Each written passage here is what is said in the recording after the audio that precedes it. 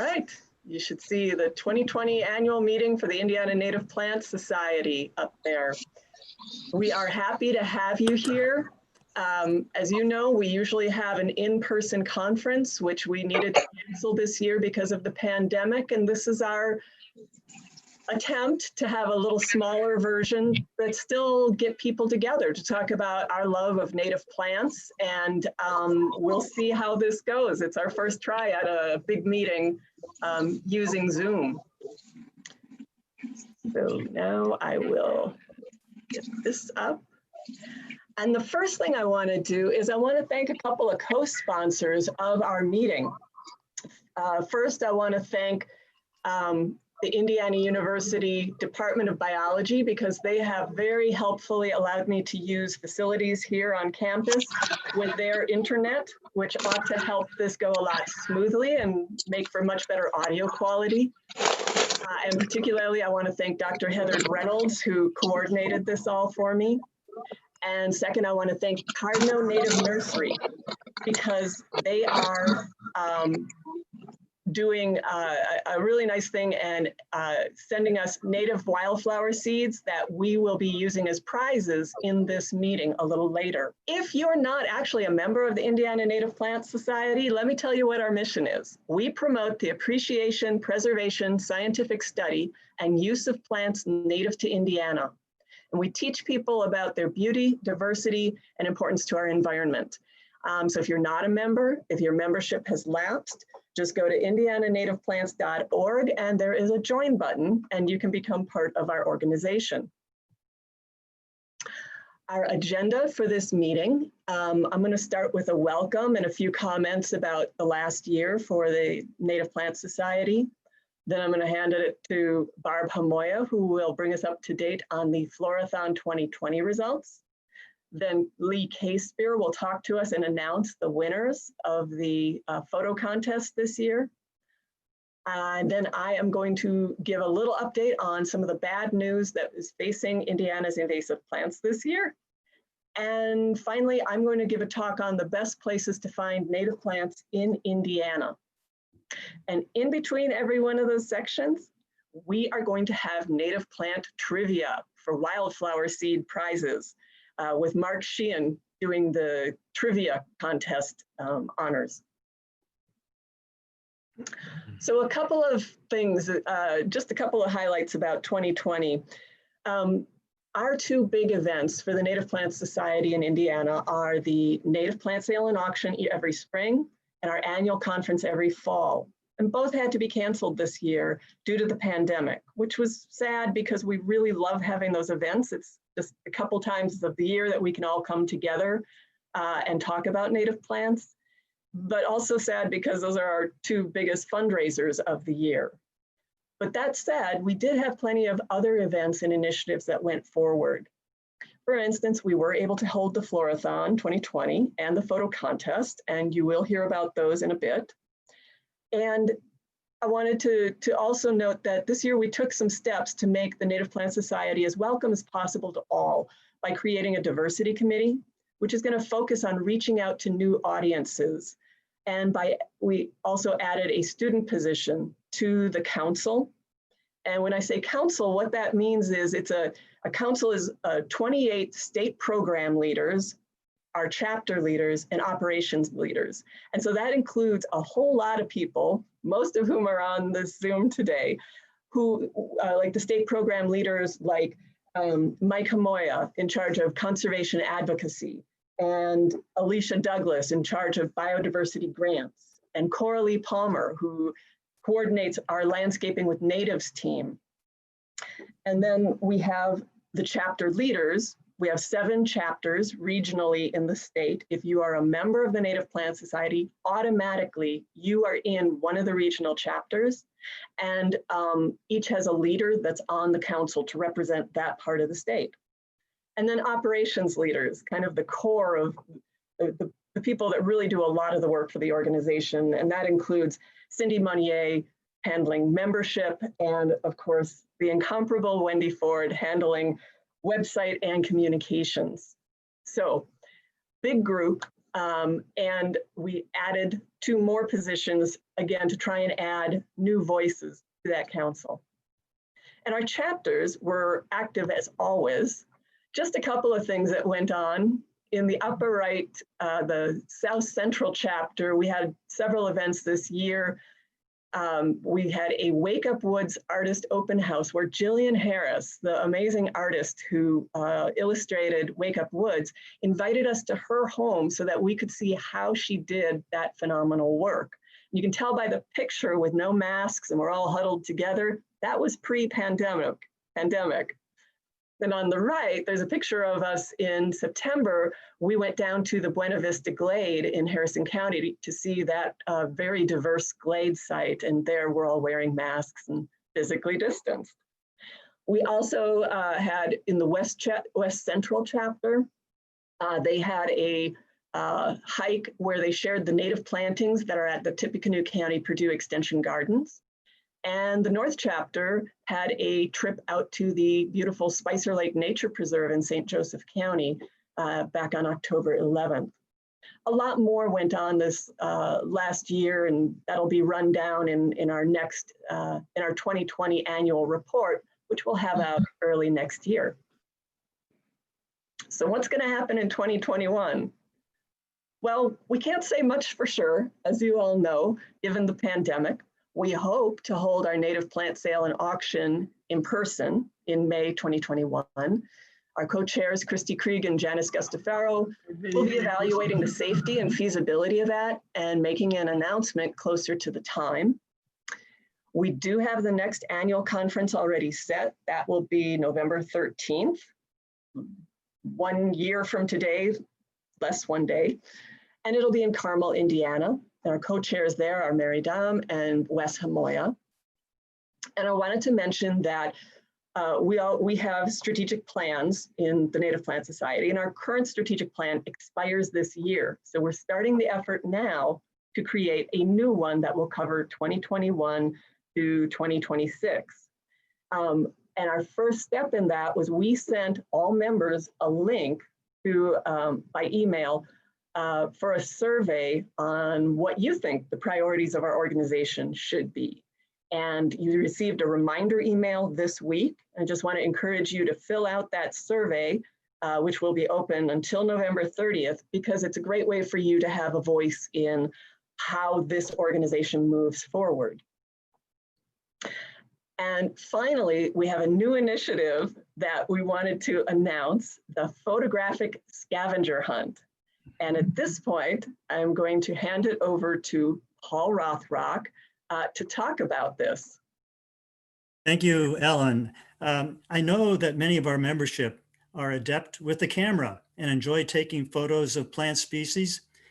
I also know that come spring, after a long winter, we'll be looking for a good excuse to get out into the green spaces in our various parts of Indiana. So I'm excited to bring to you this hot off the press news. We are pleased to announce the 2021 Photographic Scavenger Hunt. Its goal is to obtain diagnostic photos of plant species that occur in various parts of Indiana by engaging your enthusiasm and your talent. But let me back up a step and give you some background. I'm sure many of you remember that at our 2018 annual meeting, Eric Knox and I introduced the digital herbarium and the MidwestHerbaria.org web platform. This is a 21st century botanical information system that provides easily accessible information about the flora of Indiana. It includes an extensive database of historical specimens, and for each species, an information page, as you see here. So you're seeing on your screen an example of a complete species page.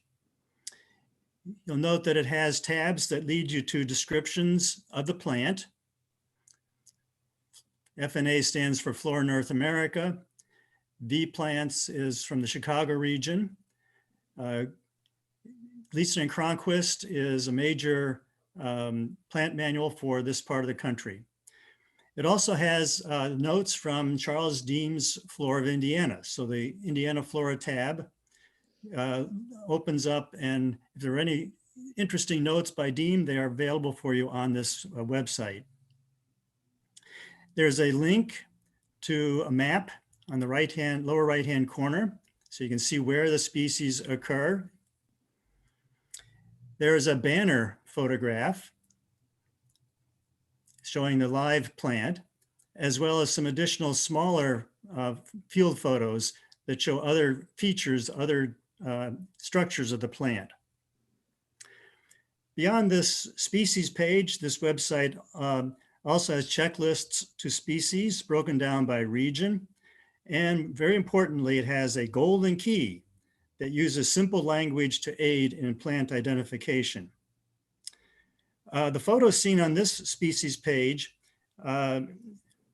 display the diagnostic features that make this species distinctive.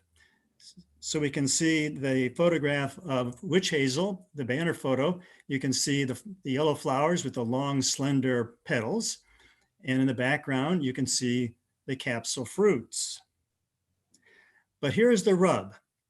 With almost 2,700 species in Indiana, we find that in too many cases, photos are lacking, or they're few, or they're of poor quality, or they just do not adequately illustrate diagnostic features of that species. Next slide, Ellen. So for example, here is an array of the banner photos for 15 species of St. John's wort, the genus Hypericum. And in the near future, this is how our golden key would look if you narrow down the identification to this genus. So you'll see there are 8 species that only have photos of dead, dried plants mounted on paper. And that is where the photo scavenger hunt comes in, where many of you with good photographic skills can look for target species in your part of Indiana. We ask you to document the plant's features, and hopefully at different times of the season, and then submit your photos to the Midwest Herbaria website.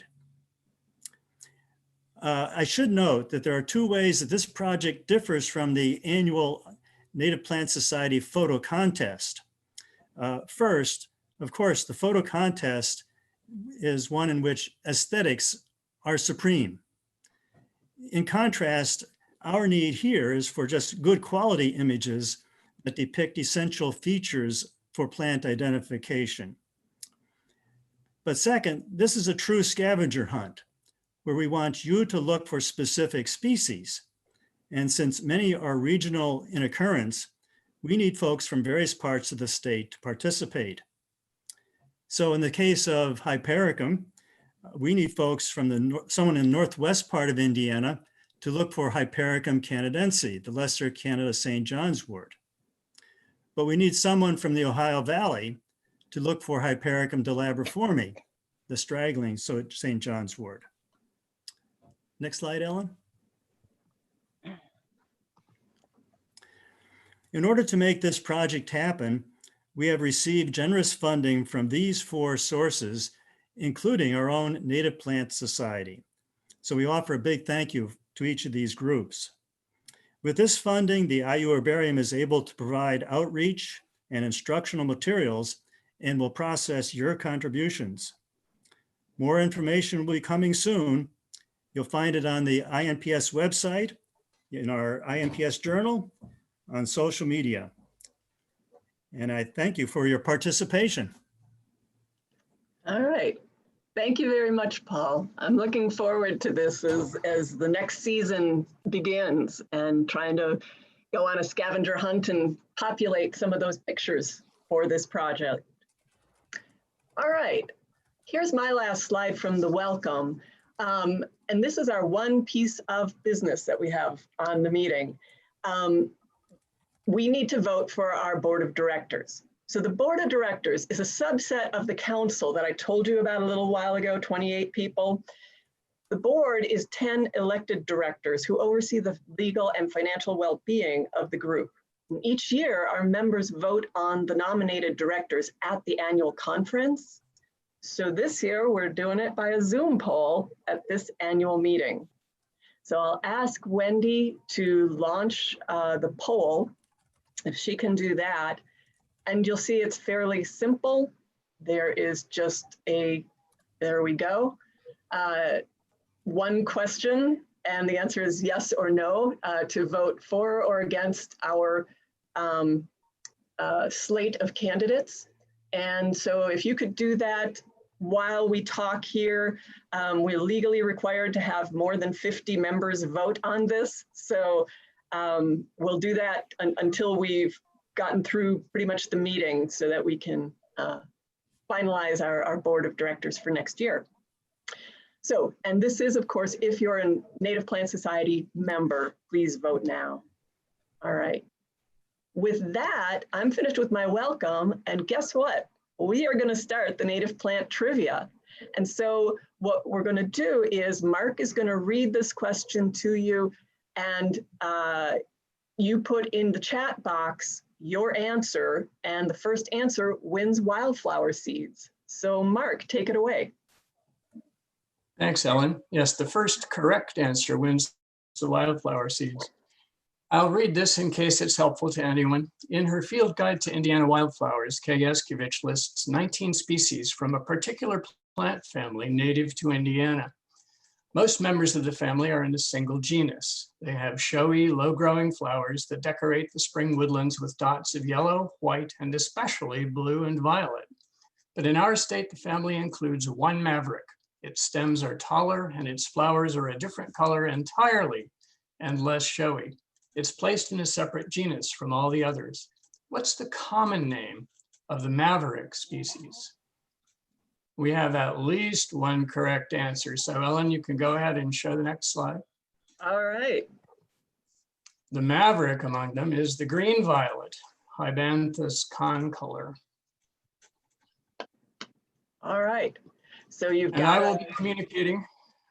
I'm sorry. I'll be communicating with the first person to submit that answer and providing some further instructions. All right. Well, congratulations to the winner, and you'll be getting those wildflower seeds soon. This is what they look like. This is from Cardno, and in the mix is purple coneflower, wild bergamot, smooth blue aster, common milkweed. So congrats. You still got 4 more chances though if you didn't get that one. All right, let me get back to the show. And at this point, we are going to talk about Florathon 2020. And so I'm going to recognize Barb Hamoya, the chair of that team, and ask her to tell us all about it. Thank you, Ellen, and thank you for hosting this today. This is great.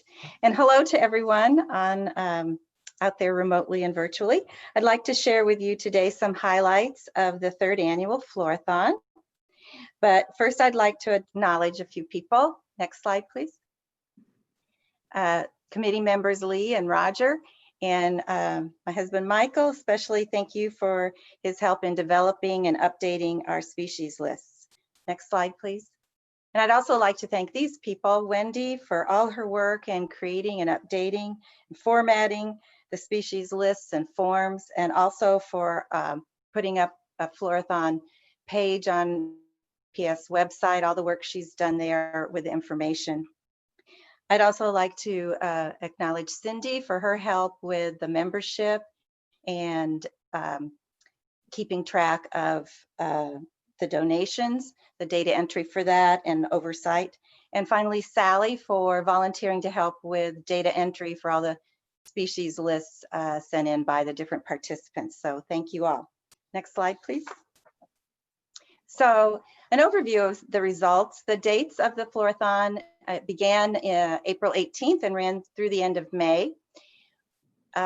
This year, going down a little bit, but we only had 12 participants due to the pandemic. We had either individuals or family teams this year. So that was down from 31 the previous year, and I think even more than that the first year. However, those 12 were small but mighty and raised over $3,000, which was more than even in 2019, from 64 donors, which also was more than 2019. And we also had 15 new members added, which was also about double the new members added the previous year. Number of counties was down slightly from 16 in 2019 to 13. Next slide, please. So we'll start with the species that were found in the most counties. And in third place, found in 8 counties, were the following: cleavers, common white violet, woolly blue violet, and pictured here, wild geranium. Next slide, please. In second place were these species found in 9 counties, including butterweed, wild blue phlox, which also came in second last year in 2019, appendaged waterleaf, and spring beauty, which you see pictured here. Next slide, please. And in first, this species was found by the participants in 10 of the 13 counties, and that is purple trillium, Trillium recurvatum, which also was first place in 2019. Next slide, please. Next, we'll recognize the team participants that visited the most counties. And always be botanizing 5, which you see listed here. And second was David Ma, who was in 4 counties, and in third, Ellen. And just as a sidelight, the counties that were visited by the most participants were Morgan and Monroe, which were visited by 3 participants. Next slide, please. Next, those who, these 4 participants elicited donations of $35 or more from individuals who had not previously been Indiana Native Plant Society members. And these donors then received a year of free, or a year of INPS membership with their $35 or more donation. So these 4 individuals listed brought in 14 of the 15 new members. So thank you to Wes, David, Roger, and Cloyce. Next slide, please. Now for most money raised for Letha's Youth Outdoor Fund. In first place was Always Be Botanizing with almost $900. Ellen was second, and in third place, Roger and Cloyce Hedge with over $500. Next slide, please. Now I'd like to mention something that was interesting and I think useful for us to take into account, is that all the other teams or individuals did their surveys in May, but Roger and Cloyce did theirs on April 24th. They were the earliest, and they found 3 species that are common but would not otherwise have been listed for Florathon 2020. Next slide, please. And these are white trout lily. Next slide. Dutchman's breeches. And next, squirrelcorn. So it would have been terrible not to have them included. And so thanks to Roger and Cloyce for getting out there early. And next slide, please. We'll do finally the highest species count award. In third was Ellen. In second, David with 87. And in first place, drum roll, we're going to make you wait for just a minute. Mark Sheehan is a member of the Bloom and Stellarias, and 3 of the participants of this year's individually went out and participated, and we thank them for that. And that team was first for the 2018 and 2019 Florathons. But Mark was a member of this team, and you see here a picture of him preparing to send the Audrey II Award to the new recipients. And please note, has his We Grow Indiana Native sign in the picture. Thank you, Mark. So the Audrey II Award goes this year to, next slide, please. Always Be Botanizing, Wes, Mike, and Barb Hamoya with 94 species. Next slide. So do we want to open this package? You see I'm all set up with my Lysol wipes and spray, and you may thought the danger of COVID was maybe our main concern, but little did we know in reality there's another danger with receiving the Audrey II Award. Next slide, please. And Mark sent us this picture. We realized maybe we don't want to take her out of the box. So she's still in the box. But seriously, next slide, please. There was all the teams and individuals, I'm sure, have had a highlight of their Florathon. I just wanted to share with you ours. And this is the large world Pogonia, Isotria verticillata. And we visited Clark County State Forest in Scott County. Now, this plant was seen by my husband, the retired ecologist and botanist from Division of Nature Preserves, Mike Amoya, in this location in Clark County State Forest back in the 90s. And he's visited it since then at least once, but it was never in flower. However, when we went there for the Florathon, it was blooming. And so, next slide, please. Mike and Isotria were reunited here. And I have to say, there were a few tears shed by the team. It was an exciting moment to be there with our son, Wes, and have this moment. Next slide, please. So let's talk about next year's Florathon.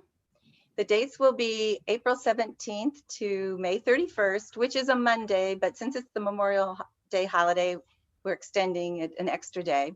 Watch for further information in the journal and on the website.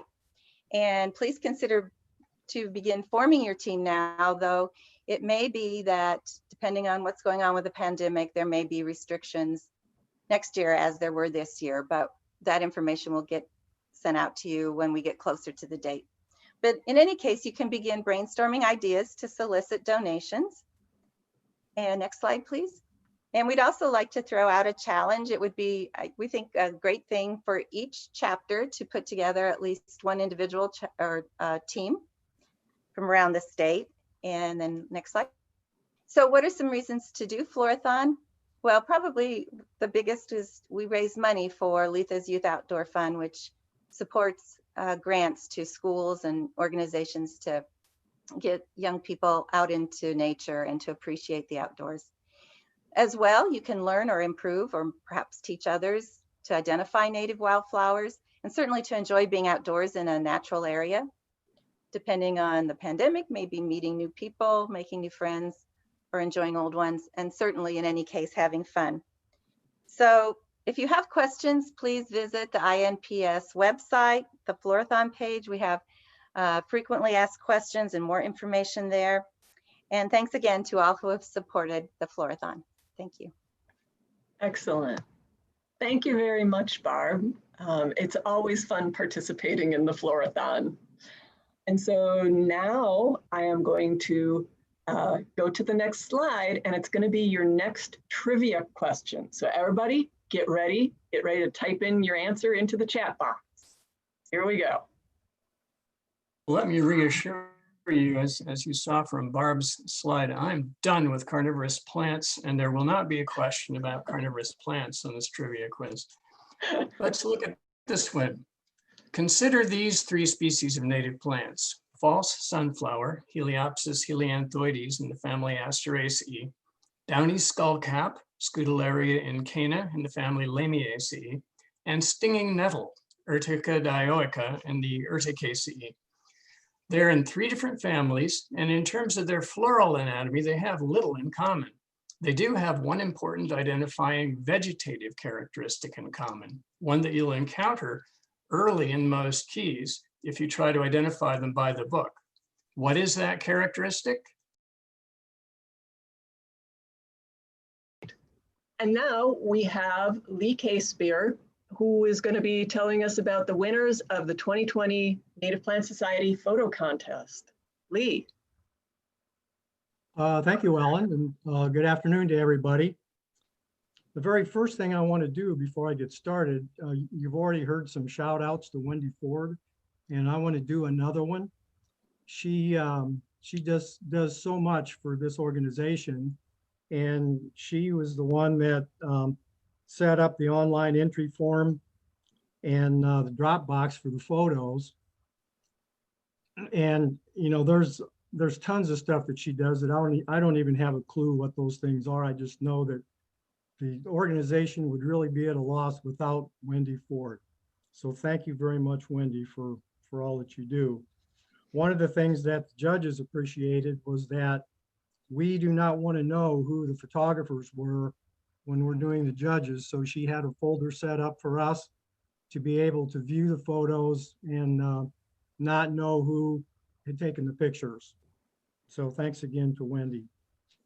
And then another thing I want to do is thank everybody who entered photographs in the contest, because it wouldn't be much of a contest without entries. So thank you very much to all the people that entered. And just to give you let you know what the results were in terms of the numbers, this is our second one of these. The very first contest we did was last year in 2019. So this is year number 2. The number of entries we had this year was definitely more, but I didn't dig up to see what the numbers were last year, but it's considerably better. And in the native plant portrait category, we had 162 entries. There was a subcategory that was developed kind of in process. The contest entries were already coming in when it was decided to have a student category. So that category wasn't well thought out and was kind of last minute sort of a thing. We had 16 entries that came in the student category. And then finally, there's the native plant landscape scene category, for which we had 64 entries. And as far as the judging is concerned, what we're mainly looking for is, one thing, we want it to conform to the theme of the particular category. And you'd think that would be pretty easy to do, but it's quite interesting that a lot of people either don't understand the rules or something, because there are often photographs that don't conform to the theme. And then other things that we pay attention to are composition and creativity and aesthetic appeal. And we're pretty much trying to look at all these things from the standpoint of objectivity. But as with pretty much any other kinds of contests, I think subjectivity does creep into it a little bit from time to time. So the judges this year were myself and Perry Scott. We're both members of INPS. And I was planning to go into a little bit more detail about both of us, but in the interest of saving time, I'm going to skip a lot of that and just say that both of us have a good background in botany, and we are both avid wildflower photographers. And both of us have had photographs used in some books. Both of us have had pictures in Orchids of Indiana, the Natural Heritage of Indiana, Wildflowers and Ferns of Indiana Forests, just to give you an example of some of our background. So now I'm going to go talk about the native plant portrait category a little bit.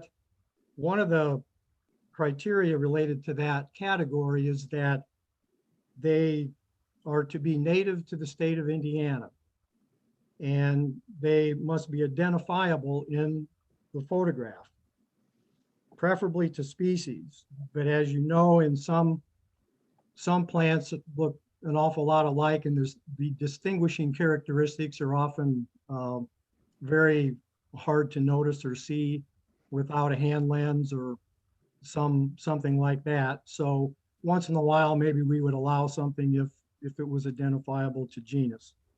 But that's one of the main criteria. And also they can be like a full plant shot. It can be a cluster of several plants, or it can be close-ups showing some of the more smaller characteristics of the plant, such as just the flower itself. And I want to mention some of the things that we ran into in terms of why we ruled out some photographs. And some of them were actually quite good in certain ways, but yet for one reason or another, we set them aside because we thought that they didn't quite meet the quality that we were looking for. So some of them were overexposed, some of them were underexposed, and including some that were actually quite good. But just that one particular thing made it so that they didn't have quite as good a quality. Another thing was poor composition, or the cropping was off. I can immediately think of two photos in particular that I thought were very, very nice photos, but the cropping was just not good. And there were definitely others that were better. So those ones with the poor composition were set aside. Another thing that happened, again, I can think of two good examples of it, where the flower itself was, I thought, really good. Had good depth of field, very sharp focus and everything, but the background was very distracting. So when you have other photos to choose from that don't have distracting backgrounds, the ones with the busy background are ones that you set aside. And then another thing is that focus sometimes is tough. Sometimes the depth of field is so shallow, or maybe somebody was moving a little bit when they shot the picture. So blur or something can make a picture where it might lack sharpness. So those are some of the things that do get in the way once in a while. So now with that as a lead in, let's start looking at winners. So Ellen, you can move to the first slide. Okay, this is the first place shot in the portrait category. It's a photo by Lynn Tweedy, and it's a large flowered bellwort, Uvularia grandiflora. And I think this is just a great photograph. It's like a half-length picture. You can see the leaves and part of the stem, but it's very sharp. It has great depth of field. And I think the lighting is really beautiful in this shot. And the background is not at all distracting. It's quite dark, but you can see some of the background in the lower part of the picture. But anyway, it's just, I think, a wonderful overall shot. And Perry and I both thought that it deserved the first place in the category. So let's go to the second picture now. Okay, this plant is crested coral root orchid, Hexalectris picata, and the photo was taken by Brian Lowry. And this plant typically, it can actually grow pretty tall on a spike. It can easily be 2 feet tall, maybe sometimes larger. And it has often 6, 8 to a dozen flowers like this on a spike. But here, Brian focused in very closely on a single flower. And as you can see, it's a stunning flower and a lot of color there. The depth of field is exceptional in this picture. And the lighting is such that it just really brings out the colors in a great way. So good job there, Brian. Next shot.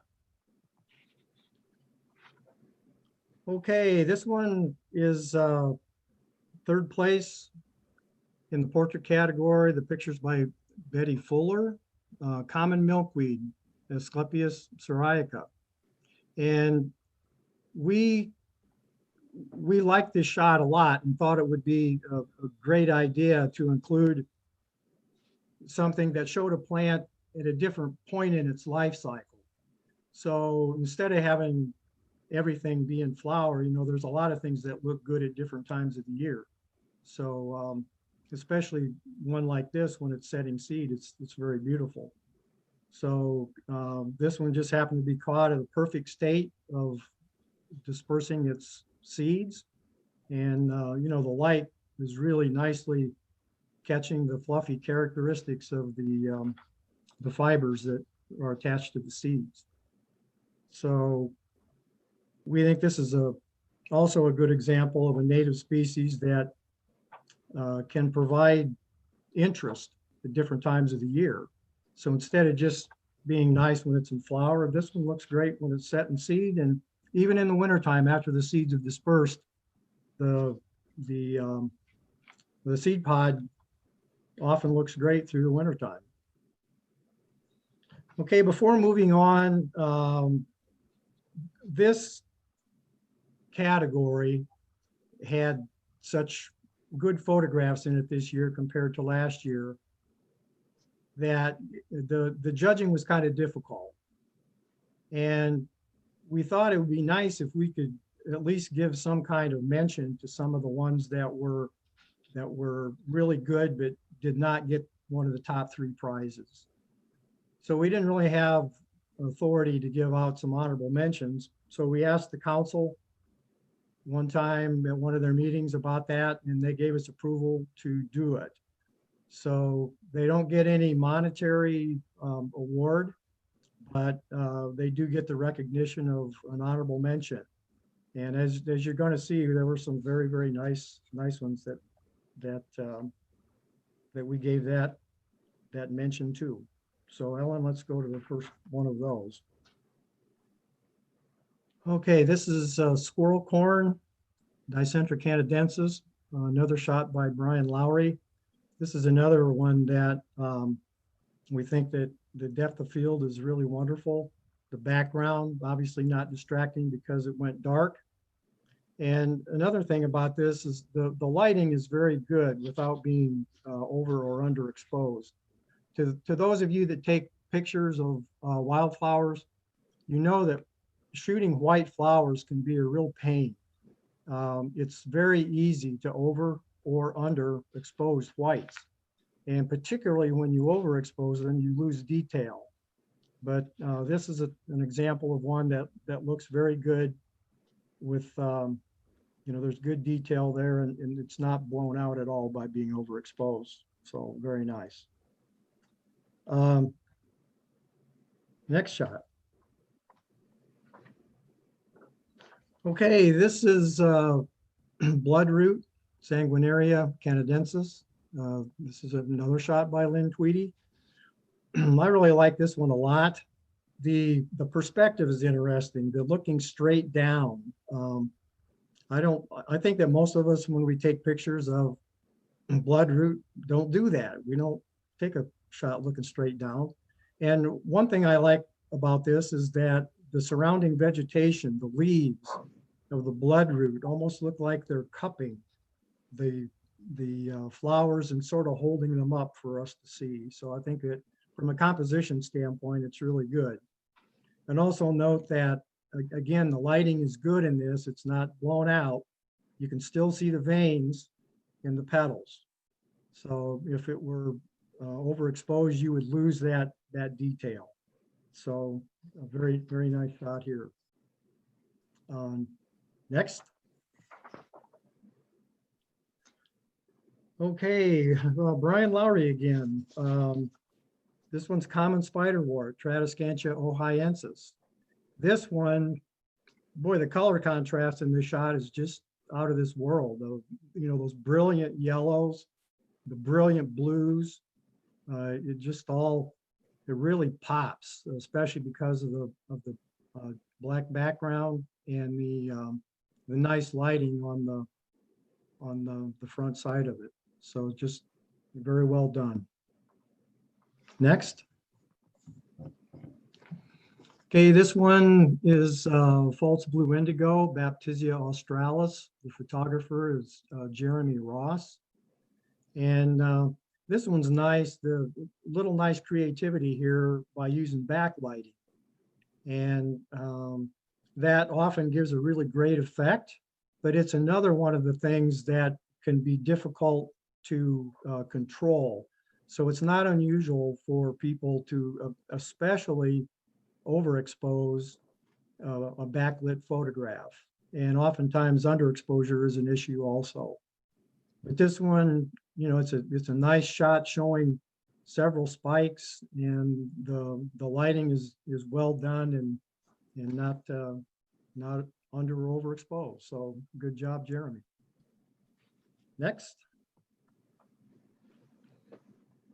Okay, this one is a purple coneflower, Echinacea purpurea. The photographer is Thomas Adams. And here again, the creativity here was nice. It's very close up. You could almost, with many species, if you would shoot it this close, you wouldn't be able to identify it because it would lack identifying characteristics. But the flower heads on Echinaceas are very characteristic and easy to identify. So we know that's what it is. And you can also see the purple petals in the background. But a very nice creative shot here of purple coneflower. Okay, let's go to the next one. This one is a picture of Virginia mountain mint, Pycnanthemum virginianum. And the photographer is Janet Canino. And one could argue that this is not a flower photo, that it's actually an insect picture. And I guess I like to think of it as both. The one thing that I like about it is that it shows the pollinator connection with flowers. And I guess I would encourage any of the photographers out there that might think about entering the contest in the future to think more about including pollinators in your photographs. This one, it's a big part of the picture. Again, this one is a backlit photo, pretty nicely done. If anything, it's just a little overexposed on the flowers. The whites are a little overexposed. But overall, the composition is nice. I like the way the plant kind of goes at a diagonal across the photo from the lower left up towards the upper right. And then the butterfly is nicely placed in the frame. So very good job on this one. Next. Okay, this is another purple coneflower, Echinacea purpurea by Joanna Tucker. And this is another one that very creative here. Obviously, you got to get down pretty low to get an angle like this, or maybe use some other method. But anyway, the creativity here is good, and it's very sharp up in the area of the underside of the head, and the petals are very sharp. So that's very nicely done. So, okay, let's pause here for a minute. And before moving to the next photographs, I mentioned that there was a subcategory in portraits that was a student category. And that was a category that was, like I mentioned, it was thought up kind of partway through the process. And that might have been the reason that there weren't a lot of entries. But there were 16 total entries, and people that were eligible for that are students between the ages of 11 and 18.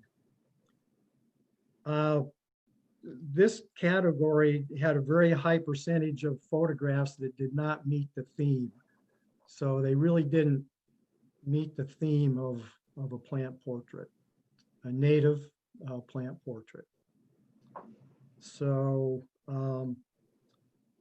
we hadn't even really discussed things about this category related to prizes. So what we ended up doing was just deciding that we would award one place prize and 2 honorable mentions.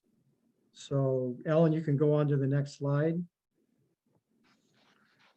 All right, this is the one that we gave the first place award to in the student category. It's a Michigan Lily, Lilium michiganense by C.J. Canino. And very nicely done shot. This is a plant that, for those of you that are familiar with it, it's another one that hangs downward.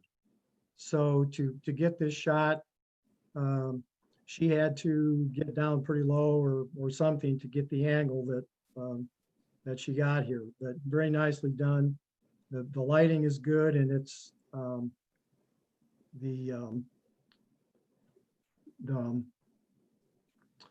well, I guess I just lost my thought. So anyway, very, very good shot there from CJ. So let's go on to the next shot. All right, this is honorable mention, a picture by Max Palmer. And the plant is drooping Trillium flexipes. And this is another one where it hangs downward. So to get this angle, you had to be creative in getting the shot to look right at the flower like this. So that was very nicely done to achieve that. So let's go on to the next shot. This is the other honorable mention. It's also by Max Palmer. And this plant is Joe Pyeweed, Neutrochium maculatum. And this one, the exposure is very good, and it's got good depth of field. We were wishing that more of the flowers were open, but as you can see, there's just a few of them that are open. There's a lot of buds there. But so there you have it with that subcategory, the student subcategory for the portrait.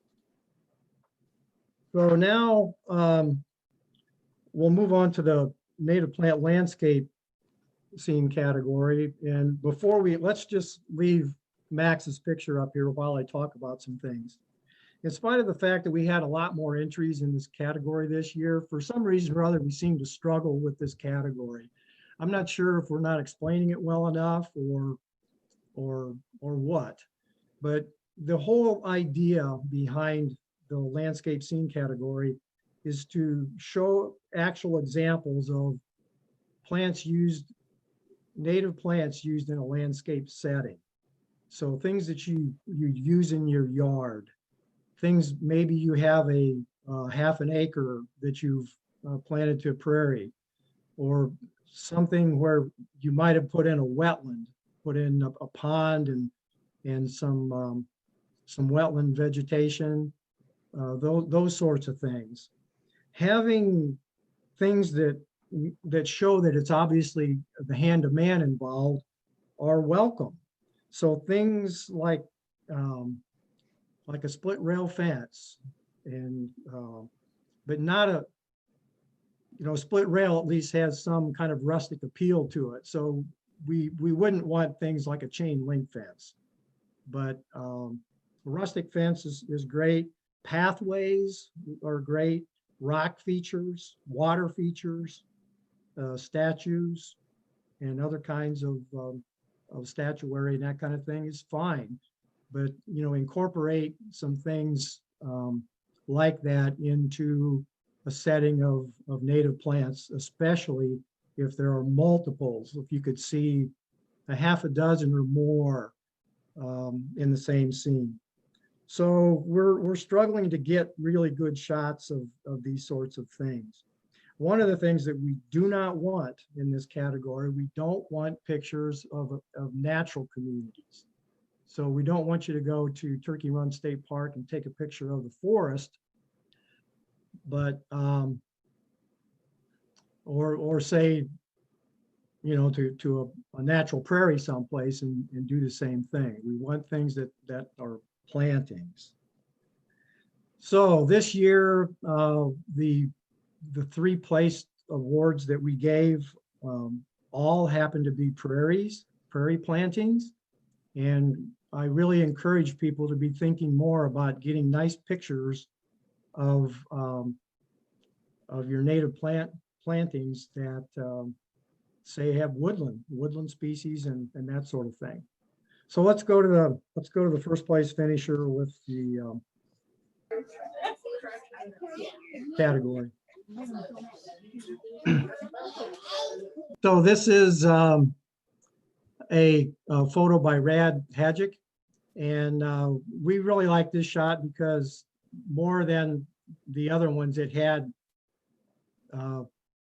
flowers that were right up front, right there in your face. So you can see the dense blazing star and the rattlesnake master that they're right there in front and are in good focus. but then you can also see the scene kind of flowing off into the background with more of the same plants. You can also see a wild bergamot in there, and there's also a oh, what did I see? There's a baptisia in there that has seed pods on it. Okay, next. All right, this one, the second place finisher is from Melanie Helmuth. And as you can see, another prairie shot. This one, the main things you can see are royal catchfly, Silene regia, and yellow coneflower, Retivita pinnata. And this one actually shows a pretty sizable planting. You can see that it flows off into the background. And it's obviously a twilight scene. I don't know if it's sunrise or sunset, but nice shot at twilight with some beautiful clouds in the sky. So very nicely done. Next. Okay, and our third place here is a photo by Mia Ryan. And this one, there's 3 different flowering plants that you can see: the purple coneflower, false sunflower, and yellow coneflower. But just a nice collection of things there that they're all in flower at the same time. And you can see the fence in the background, which is perfectly acceptable. And just a nice kind of a sort of a midway scene, not too close, not too far away.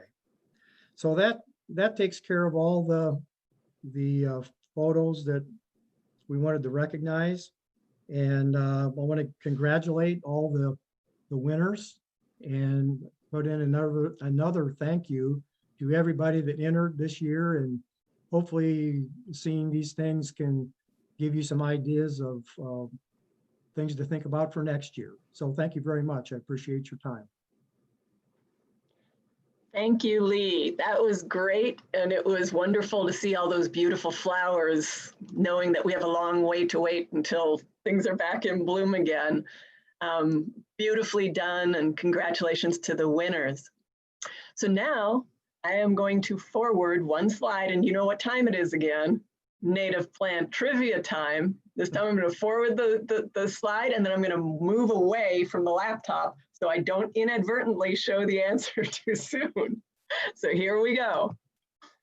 Okay, this is kind of a wordy one, so I'll get right into it. Most of the species that Indiana native plant enthusiasts concern themselves with are flowering plants, or angiosperms. These include wildflowers, grasses, forbs, and most trees and shrubs. All angiosperms are seed plants, but not all seed plants are angiosperms. The other main type of seed plant in the Indiana flora is the gymnosperms, often thought of as the conifers. The Biota of North America project lists 11 native species of gymnosperm in Indiana.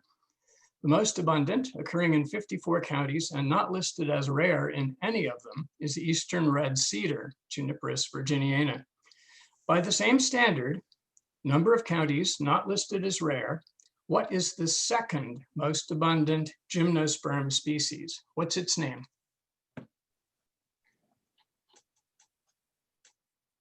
And we do have a correct answer in the chat box. Second most abundant species of gymnosperm is Virginia pine, Pinus virginiana. All right, Jean So back Merritt. to you. All right, congrats, Jean. Yes. All right. Our next section is bad news for Indiana's invasive plants. Dawn Slack is our invasive education team leader, and she was going to do this due to family obligations. She was not able to be here this afternoon, so she gave me some information that I'll be sharing with you about this. So I'll start by saying that this has been a pretty challenging year, hasn't it, for most people? Between pandemic and all of the many impacts that the pandemic has caused, there's been plenty of challenges and stress. And the one bit of light that I can give you is that it has also been a really bad year for invasive plants, at least in Indiana. Now, Dawn is, in addition to being the invasive education chair, in her job, she has two roles she plays. One, she is the chair of the Invasive Plant Advisory Committee, which is the working group for invasive plants that works with our Indiana Invasive Species Council. And her other hat that she wears is she's the leader of the Indiana Invasives Initiative. And so I'm going to give you a little bit of an update from both of those. First, from the Invasive Plant Advisory Committee, they have been working for years to have 44 species of highly invasive plants taken out of trade in Indiana through the terrestrial invasive plant rule. That took effect on April 20th.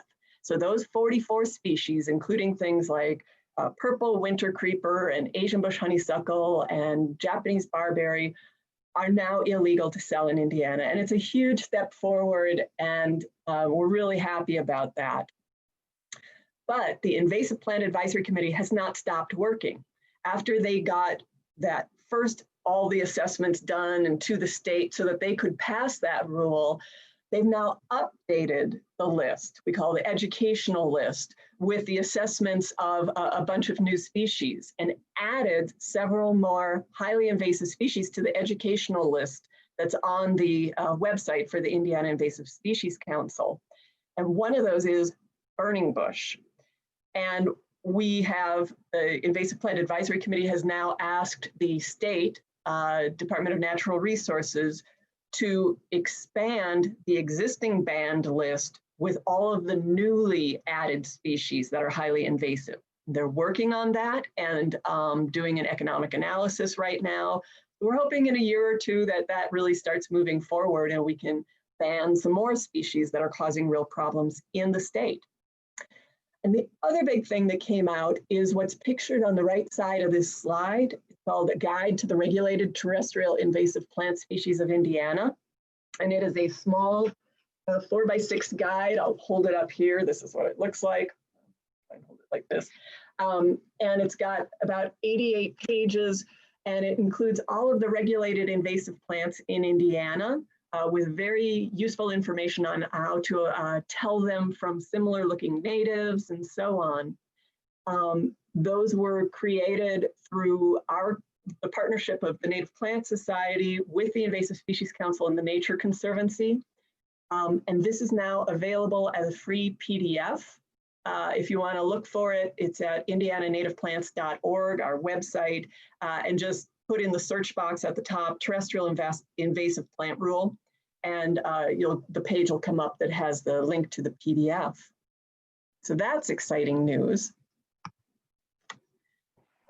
And some more bad news for invasive plants. Through Dawn's work with the Indiana Invasives Initiative, they are continuing to make great progress in establishing cooperative invasive species management areas in Indiana. We should call them for short SISMAs. And what those are weed groups, essentially groups that work at a county or two-county level to bring landowners together, agency folks together to figure out ways to decrease the impact of invasive species in those counties. As of now, there's 27 SISMAs that have been established through the work with the Indiana Invasives Initiative. There are 9 more that are organizing and about ready to get started, and they are all together working across 71 different counties. The Indiana Invasives Initiative has a coordinator and 6 regional invasive specialists who have met with landowners and written management plans for controlling invasive plants on almost 17,000 acres. So they're really having a big impact across the state. They have had over 500 outreach events in the state, many at a county level, and getting people together to do weed wrangles out in the woods or a variety of different educational events. And if you want more information on those efforts and how you can be involved, you can go to www.SICM, which is Southern Indiana Cooperative Invasives Management.info/. So that's what I've got. There's so much more going on with invasive plant species in the state, a lot of it under Dawn's leadership, with a whole lot of other people that are really becoming more and more involved across the state. So that is great to see, and it has made it a pretty difficult year for invasive plants. We hope to keep making it difficult for them. So that's what I have for invasive plants. And the next slide is a native plant trivia slide. So get ready, and I'm now going to click it forward. Mark. All right. Indiana's oak forests are rightly revered for their beauty and commercial value of the trees they include. Although a mature, productive oak forest may look all grown up, the truth is that it's only an adolescent in terms of the natural succession of the forest types in our state. Left to develop unmanaged and undisturbed under historical climatic conditions, a forest in most areas of Indiana may always include oaks, but it will ultimately become dominated by species in 2 other genera of trees that can reproduce in the shade of larger trees. What are the names of those 2 genera? And we do have a winner. Looks like the first correct response was Sarah Nehemias. So we'll be getting some seeds out to Sarah. Excellent. All right. And the answer was Fagus genus or beech, and Acer genus or maple. So excellent. Got lots of really smart people out there in the audience today. Terrific. All right, and that brings us to my talk on the best places to find native plants in Indiana, a seasonal guide to botanizing the Hoosier State. So there are so many natural areas to visit in Indiana. It was hard to narrow down a subset of them, but I have. I have put together 20 of Indiana's beautiful natural areas that cover a mix of geography, plant communities, terrain, and seasons.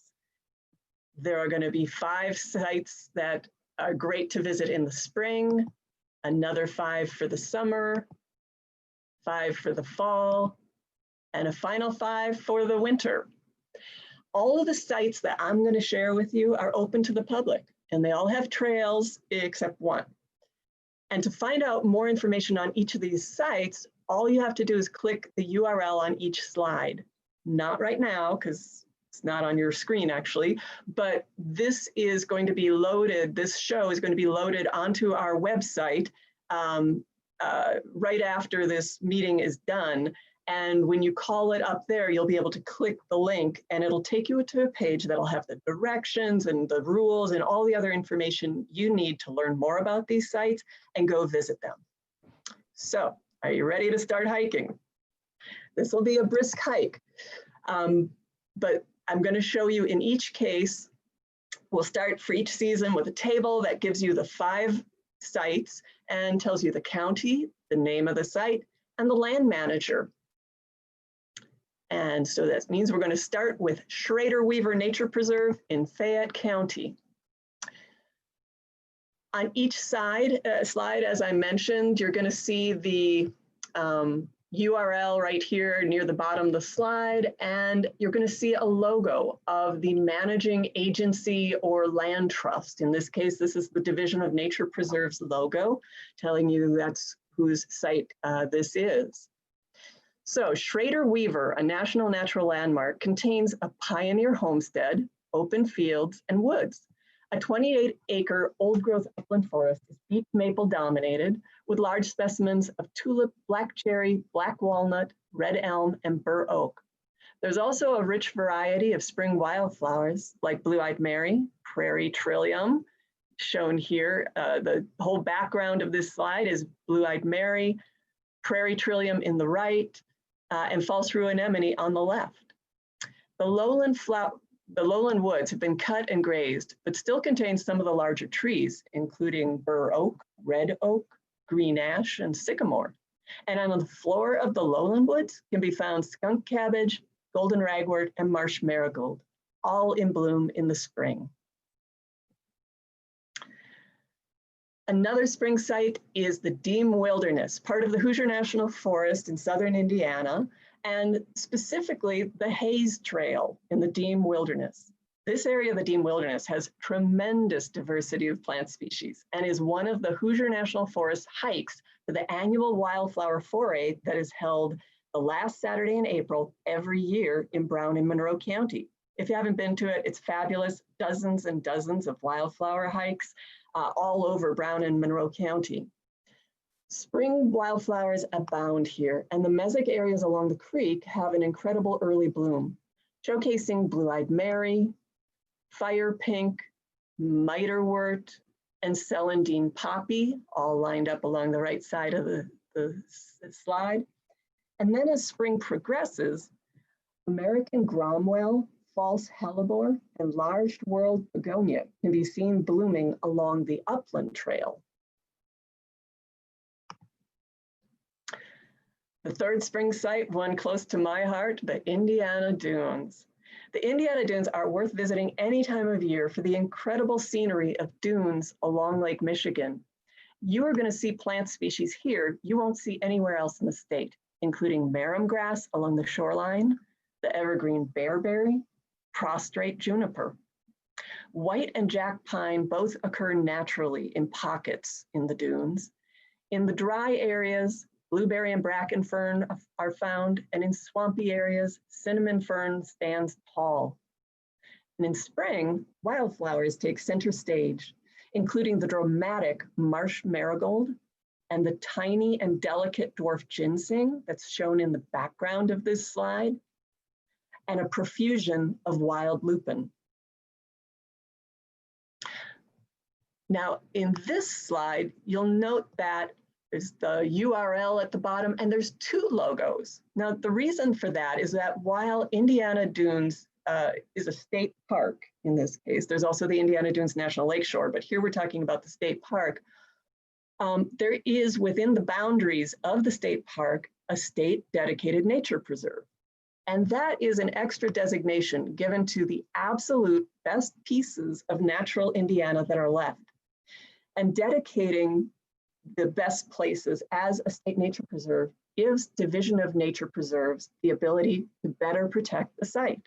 So in many of the upcoming slides, you're going to see two logos indicating that it's both a dedicated preserve and it's owned and managed by another entity. Big Walnut Natural Areas in Putnam County. Big Walnut is less than an hour from Indianapolis, but a visit brings you to an oasis of hundreds of acres of beautiful hardwood forest. Steep ravines and rich mesic slopes support a good diversity of spring wildflowers that can be seen along the 2-mile Tall Timbers Trail. Hikers in spring will see acres and acres of Virginia bluebells blooming along the creek. That's shown in the background shot here, with red bud shrubs in bloom above them. There's plenty of common spring ephemerals like bloodroot in the upper right, but the lucky observer may also find Guyandotte beauty, Synandra hispidula, an uncommon plant of rich moist soils, shown in the upper left. Also, keep an eye out for showy orchis that can be found along the trail. And the last spring site, Kokawani Nature Preserve in Wabash County. Kokawani Nature Preserve is one of the most diverse nature preserves in northern Indiana. It features many different habitats, including bluffs along the Salamone River, hillside seeps, a hanging fen, as well as beautiful upland forests with creeks that feature waterfalls. Those many habitats result in high plant diversity, including 5 different species of trillium and 8 species of orchid found here. The spring wildflower display plays out over months, starting with hepatica in the upper left in early spring, then Virginia bluebells in the lower right in late spring, and wild hyacinth in the upper right in late spring. A 4.6-mile trail takes the visitor around the property to see the many special features of this preserve. All right, pages of the calendar are coming off and we're now moving into summer. We've got 5 sites to share for the summer hiking opportunities, with the first being Teeple Glade Nature Preserve in Harrison County. Teeple Glade Nature Preserve is part of the 1,100-acre Harrison County Glades complex managed by the Nature Conservancy. It's a classic limestone glade, meaning that limestone bedrock is so close to the surface that tree growth is limited, leaving the area open to sunlight and resulting in a profusion of flowering plants, including several rare ones. Teeple Glade was an early acquisition by the Nature Conservancy and dedicated as a state nature preserve back in 1988. Some of the unusual plants you may see in bloom in early summer include straggling St. John's wort. That's one that Paul mentioned earlier. And in the upper right, anglepod. But the real star of the glades in early June is pale purple coneflower, which dominates throughout most of the glade. Other plants that you may come across include black stem spleenwort, crown beard, false aloe, and glade heliotrope, among others. Cressmore Prairie Nature Preserve in Lake County up in Northwest Indiana. This is one of the rarest ecosystems in the state, a black soil prairie.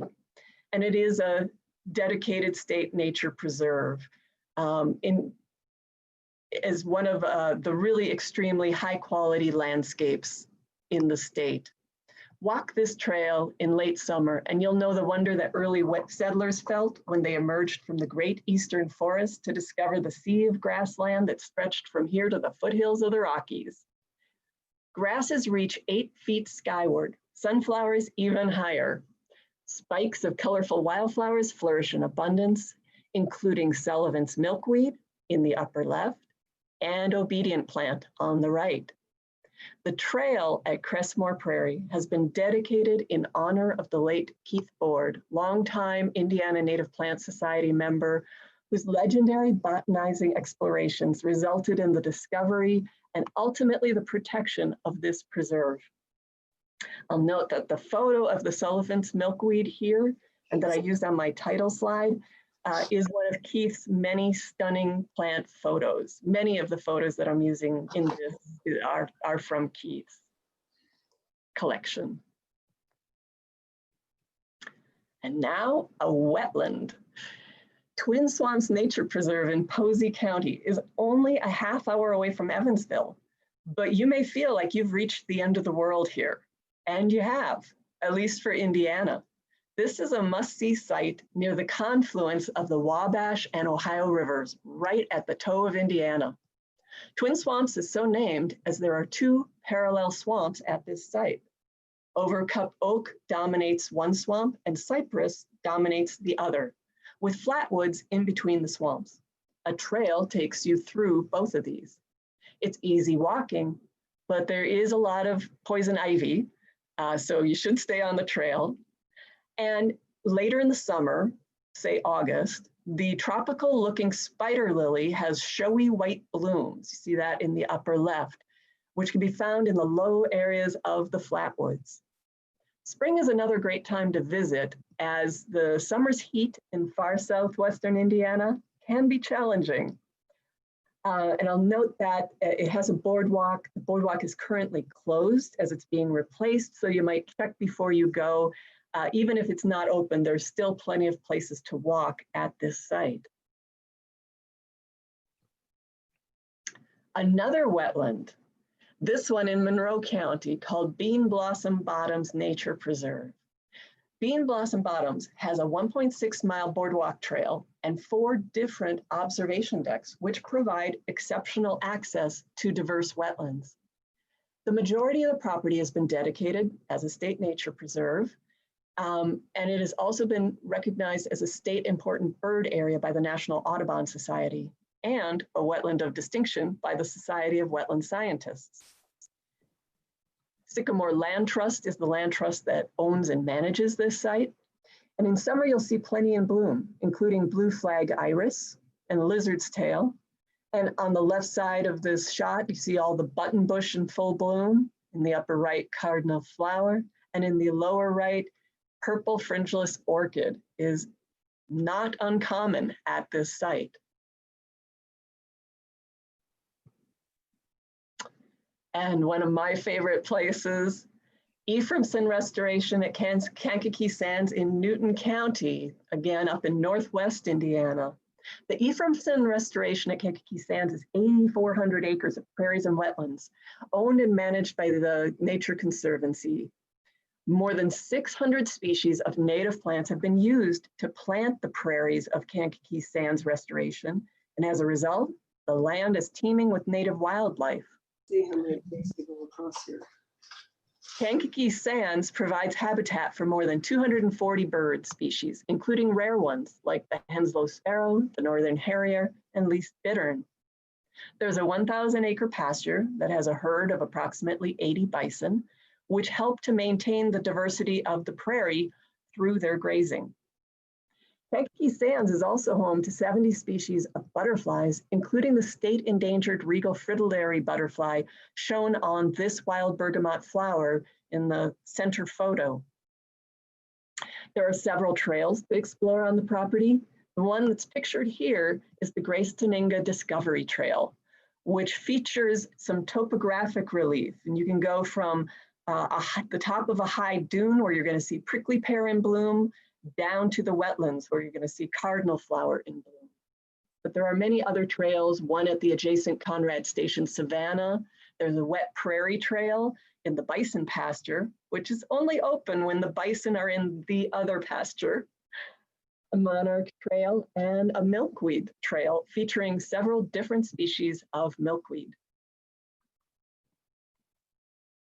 Now for fall. We have 5 different sites scattered around the state to show you. The first is the Mongo Quinong Nature Preserve in LaGrange County, Northeast Indiana. This is a fen, and fens are rare and sensitive wetland communities that are fed by groundwater and known for incredibly diverse flora. Because fens are usually quite small and sensitive, very few are open to the public. This preserve is an exception. And while there are no trails, the terrain is largely flat, though wet, so rubber boots are suggested. This dedicated nature preserve is in the Pigeon River Fish and Wildlife area, and it protects an alkaline fen community that is dominated by graminoids like tussock sedge. And in the fall, visitors can see fringed gentians on the left and grass of Parnassus on the right in full bloom with scattered prairie docks around the fen. For this one, I want to mention, since it is in a state fish and wildlife area, there are open hunting seasons, so you should be aware of that when you're visiting. The next fall site is Hoosier Prairie Nature Preserve in Lake County. This is a must-see in late summer and fall when the prairie and savanna are in full force. This 1,500-acre nature preserve is in an otherwise urban setting near Griffith and has a spectacular array of plant communities, including prairie, oak savanna, marshes, and sedge meadows.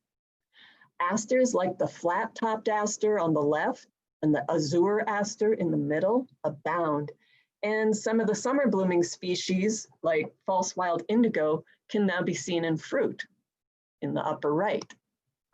There are 2 trails that take visitors through the highlights of this preserve. Eagles Crest Nature Preserve within Eagle Creek Park in Marion County provides natural solitude inside Indianapolis. It's located on the west side of Eagle Creek Park, which is managed by the Indianapolis Parks and Recreation. And it's an oasis of mature hardwood forest that features dramatic overlooks of Eagle Creek Reservoir and some very large trees. In October, those trees provide a colorful curtain along the lake. It has a very diverse understory with species like blue-stemmed goldenrod on the left, blooming in the late summer and fall. A 1.25-mile loop trail passes through many of the preserve's highlights to let visitors see all of the botanical treasures. Another site in Monroe County, maybe you can tell I do live in Monroe County, so I may have gone heavy on those, but we have some beautiful sites. This one is Porter West Preserve. It's a beautiful, mature upland forest dotted with sinkholes and a karst spring. While it has a wonderful show of spring ephemerals, the fall colors of species like red maple on the left are also stunning, and the late summer and fall asters like Short's aster on the right put on a lovely display. There's also a small historic cemetery from the early 19th century here. This is another one managed by Sycamore Land Trust. The last fall site, the Gladys and Al Wright Rock Creek Nature Reserve. 80 acres, situated a mile southeast of West Lebanon in Warren County. Rock Creek bisects the mostly wooded acreage. The creek runs over bedrock and forms tiny waterfalls in some places, while in others it has cut through sandstone, leaving small sculpted cliffs. Eventually, the creek makes its way into the Wabash River. Native woodland wildflowers are abundant and varied here. Evidence of the rich floral biodiversity, more than 100 different species of plants were noted on a visit to this property in April 2001. And in the fall, the trees aren't the only colorful plants to look at. Shrubs like maple-leaved viburnum on the right light up the understory with their red leaves, while on the left, the bulblet ferns start to turn yellow. And this is a Niches Land Trust property. Now for winter, and let's face it, that's what we're headed into right now. So hopefully you can find some inspiration in some of these and think about doing some hikes this winter.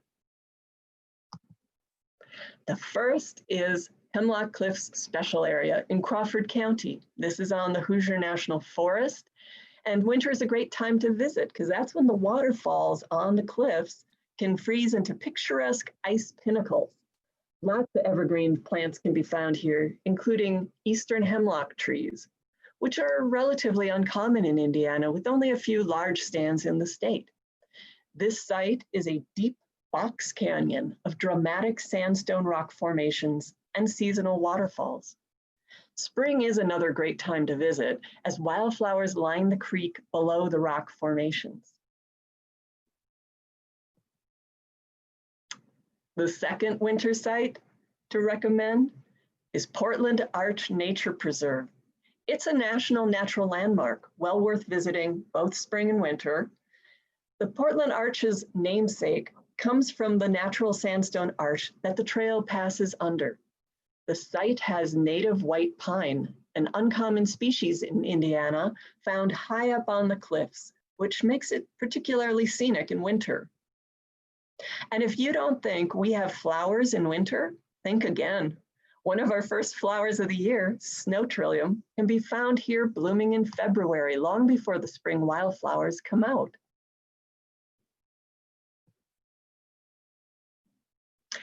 Ambler Flatwoods Nature Preserve in LaPorte County is a boreal flatwoods community found nowhere else in Indiana and is a haven for plants that are typically found much farther north. At least 39 state-listed plant species and many others considered rare in the Chicago region are found here. Its uniqueness has been recognized through dedication as a state nature preserve. Now, winter is a great time to visit here because you can see the evergreen tiny forests of rare club mosses, like this species of princess pine shown on the right. The true mosses are also evergreen and show up well in the winter, like this hairy cap moss on the left. Vernal pools cover a large portion of the property in winter and spring, and largely because of that, 20 species of reptiles and amphibians have been identified here.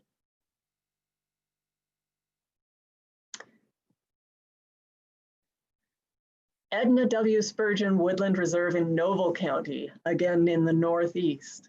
Now, you may not be aware that the first land trust in Indiana was Acres Land Trust, which covers Northeast Indiana.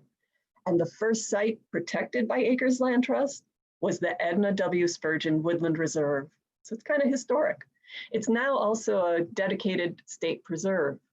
It's an area of low ridges or kames that were left by glaciers and cut by glacial meltwater. A climax forest of beech, sugar maple, and tulip trees that are among the largest in the state covers the area. While it's known for its abundant wildflowers in the spring, it should not be missed in the winter. You'll see vernal ponds like this one in the background shot that are frozen over, just waiting for the first spring thaw to explode with the calls of spring peepers. You'll also see the winter leaves of putty root orchid, shown on the left, and sharp-lobed hepatica, shown on the right.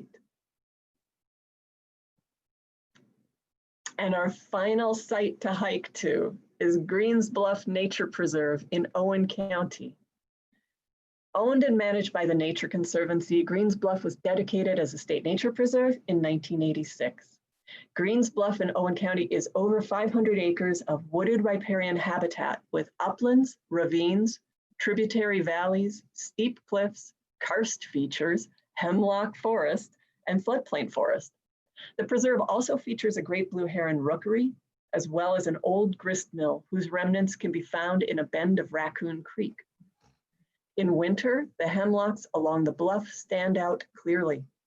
And two other evergreen plants that can be seen near the bluffs are wintergreen, the top picture, and partridgeberry, the lower picture. So with that, our hiking is complete. And I wanted to give a couple of huge thank yous. The first thank you is to all the land trusts and the land management agencies for protecting and managing these sites for native plants in Indiana. And many of these folks gave me loads of information and pictures about their sites so that I could feature them in this talk. And even more importantly, I want to give a huge thank you to all the photographers who allowed me to use their photographs to highlight the beauty of these sites. And with that, I think I'm going to move to the native plant trivia question, which is the last question. And when we finish with that, we can open it up to any questions that people would like to ask. So Mark, I'm going to go forward to the last trivia question.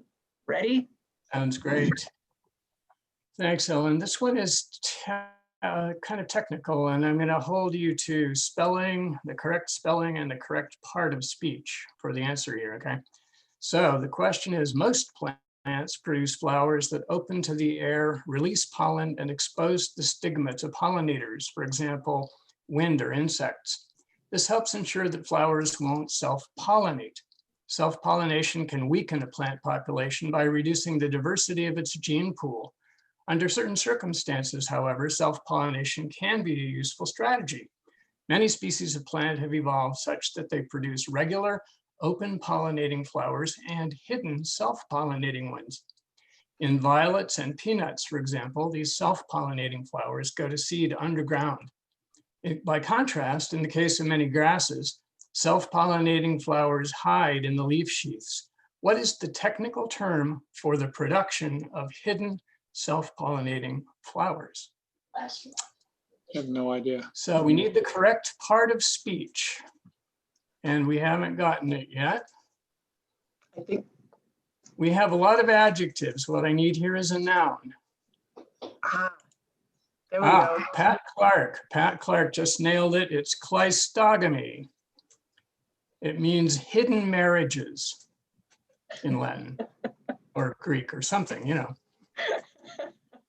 In botanical talk. There you go. Excellent. Well, congratulations, Pat. All right. Well, I'm going to move to the last slide, and thank you for joining us. At this time, if there are any questions for myself or any of the speakers, we would be happy to answer them. And I'll ask that Wendy put this link for feedback into the chat box so that if you want to let us know how this meeting was for you, what you liked about it, what you didn't like. It's just a very short survey, and we'd really appreciate it if you would go to that link and answer those questions. So that'll show up in the chat box in a moment. But we really appreciate you being with us, and we'll take any questions that folks might have. Oh, I see Wendy got the link in the chat box, so awesome. Great. Ellen, do you want me to announce the results of the poll? Please do, Wendy. We had 125 yes votes, 0 no votes. So the slate is All right. elected. Well, congratulations to everyone on the slate, and we appreciate folks voting and helping us meet our legal requirements to make sure that we're following the bylaws of our organization. So thank you very much, Wendy. All right, questions from anyone? If no questions, then again, I'll thank you on behalf of myself and all of today's speakers, and we were glad that you were able to join us. Thanks everybody for being with us, and I will close out the show. Bye-bye. Good to see you all. Good to see you. Bye, everybody. Thank you. Well done, Ellen. Thanks. Thank you all.